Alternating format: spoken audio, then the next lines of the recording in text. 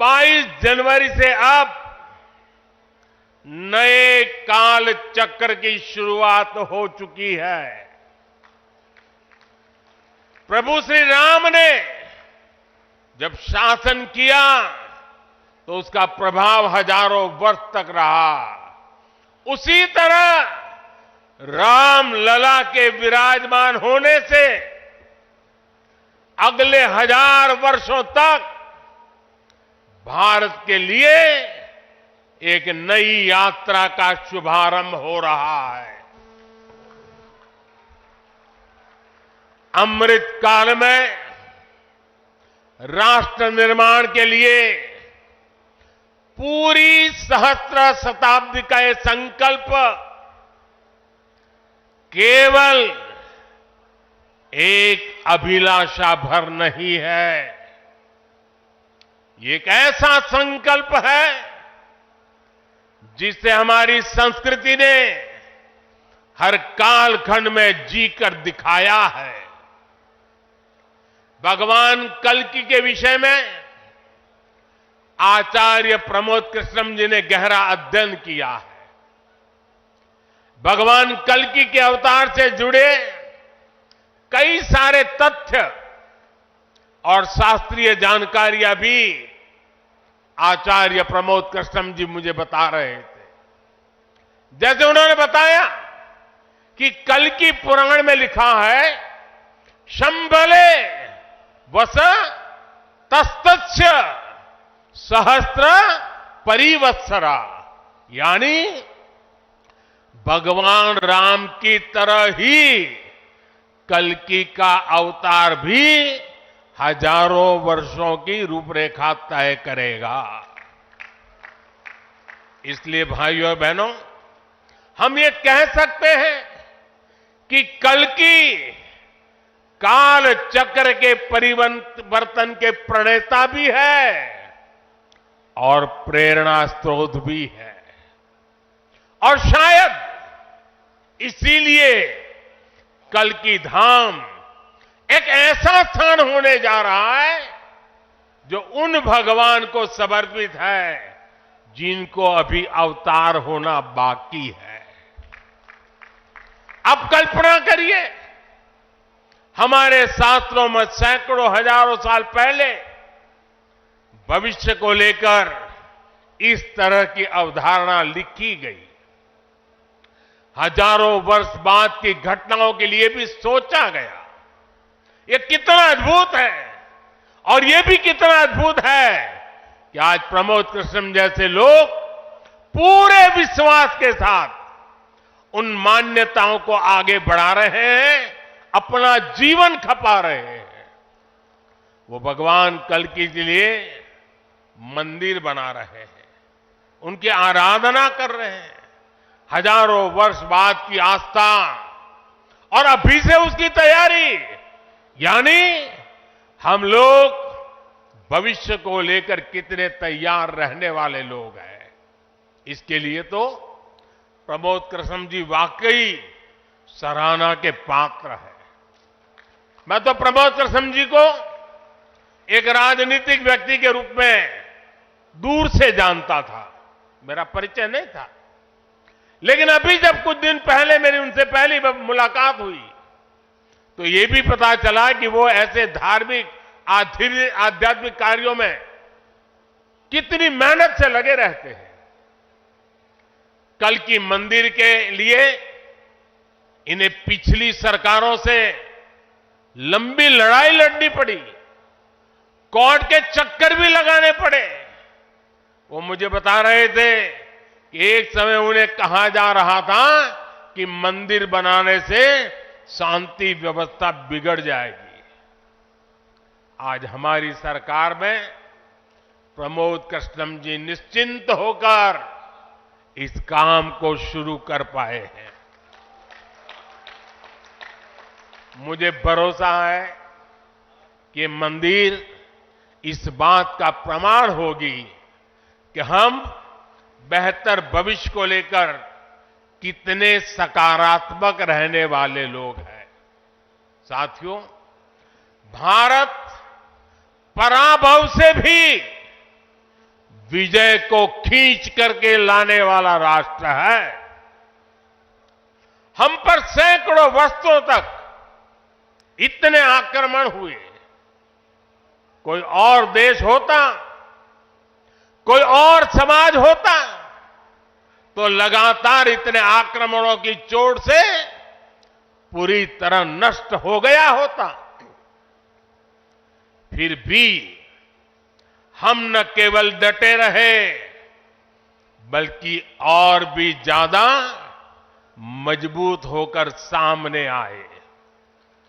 आज सदियों के वो बलिदान फलीभूत हो रहे हैं। जैसे कोई बीज वर्षों के अकाल में पड़ा रहा हो, लेकिन जब वर्षा काल आता है तो वो बीज अंकुरित हो उठता है। वैसे ही आज भारत के अमृत काल में भारत के गौरव, भारत के उत्कर्ष और भारत के सामर्थ्य का बीज अंकुरित हो रहा है। एक के बाद एक हर क्षेत्र में कितना कुछ नया हो रहा है।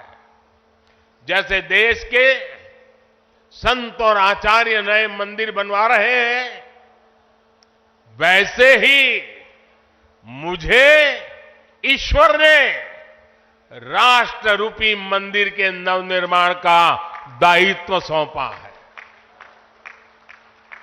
मैं दिन रात राष्ट्र रूपी मंदिर को भव्यता देने में लगा हूं, उसके गौरव का विस्तार कर रहा हूं। इस निष्ठा के परिणाम भी हमें उसी तेजी से मिल रहे हैं। आज पहली बार भारत उस मुकाम पर है जहां हम अनुसरण नहीं कर रहे हैं, उदाहरण पेश कर रहे हैं। आज पहली बार भारत को टेक्नोलॉजी और डिजिटल टेक्नोलॉजी के क्षेत्र में संभावनाओं के केंद्र के रूप में देखा जा रहा है। हमारी पहचान इनोवेशन हब के तौर पर हो रही है। हम पहली बार दुनिया की 5वीं सबसे बड़ी अर्थव्यवस्था जैसे बड़े मुकाम पर पहुंचे हैं। हम चंद्रमा के दक्षिण ध्रुव तक पहुंचने वाले पहले देश बने हैं। पहली बार भारत में वंदे भारत और नमो भारत जैसी आधुनिक ट्रेनें चल रही है। पहली बार भारत में बुलेट ट्रेन चलने की तैयारी हो रही है। पहली बार हाईटेक हाईवे, एक्सप्रेसवेज का इतना बड़ा नेटवर्क और उसकी ताकत देश के पास है। पहली बार भारत का नागरिक, चाहे वो दुनिया के किसी भी देश में हो, अपने आप को इतना गौरवान्वित महसूस करता है। देश में सकारात्मक सोच और आत्मविश्वास का ये जो ज्वार हम देख रहे हैं, एक अद्भुत अनुभूति है। इसलिए आज हमारी शक्ति भी अनंत है और हमारे लिए संभावनाएं भी अपार है। साथियों, राष्ट्र को सफल होने के लिए ऊर्जा सामूहिकता से मिलती है। हमारे वेद कहते हैं, सहस्त्र शीर्षा पुरुष, सहस्त्र शीर्षा पुरुष, सहस्त्राक्ष सहस्त्रपाद। अर्थात निर्माण के लिए हजारों, लाखों, करोड़ों हाथ है। गतिमान होने के लिए हजारों, लाखों, करोड़ों पैर है। आज हमें भारत में उसी विराट चेतना के दर्शन हो रहे हैं। सबका साथ, सबका विकास, सबका विश्वास और सबका प्रयास, इस भावना से हर देशवासी एक भाव से, एक संकल्प से राष्ट्र के लिए काम कर रहा है। आप पिछले 10 वर्षों में कार्यों के विस्तार को देखिए।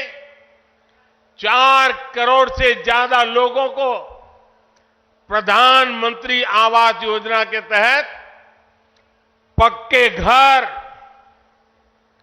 11 करोड़ परिवारों को शौचालय यानी इज्जत घर, 2.5 करोड़ परिवारों को घर में बिजली, 10 करोड़ से अधिक परिवारों को पानी के लिए कनेक्शन, 80 करोड़ लोगों को मुफ्त राशन, 10 करोड़ महिलाओं को कम कीमत पर गैस सिलेंडर, 50 करोड़ लोगों को स्वस्थ जीवन के लिए आयुष्मान कार्ड, करीब 10 करोड़ किसानों को किसान सम्मान निधि।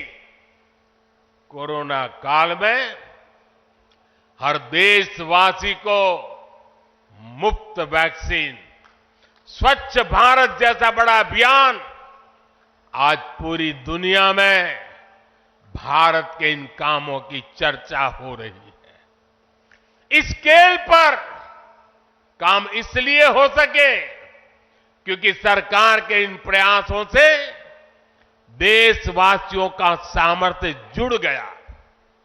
आज लोग सरकार की योजनाओं का लाभ दिलाने के लिए गरीबों की मदद कर रहे हैं। लोग 100% सैचुरेशन के अभियान में हिस्सा बन रहे हैं। गरीब की सेवा का ये भाव समाज को नर में नारायण की प्रेरणा देने वाले हमारे आध्यात्मिक मूल्यों से मिली है। इसलिए देश ने विकसित भारत का निर्माण और अपनी विरासत पर गर्व के 5 प्राणों का आह्वान किया है। साथियों, भारत जब भी बड़े संकल्प लेता है, उसके मार्गदर्शन के लिए ईश्वरीय चेतना किसी न किसी रूप में हमारे बीच जरूर आती है। इसलिए गीता में भगवान श्री कृष्ण ने कहा, संभवामि युगे युगे, इतना बड़ा आश्वासन दे दिया है। लेकिन इस वचन के साथ ही तो हमें ये आदेश भी देते हैं कि कर्मण्येवाधिकारस्ते मा फलेषु कदाचन, अर्थात हमें फल की चिंता के बिना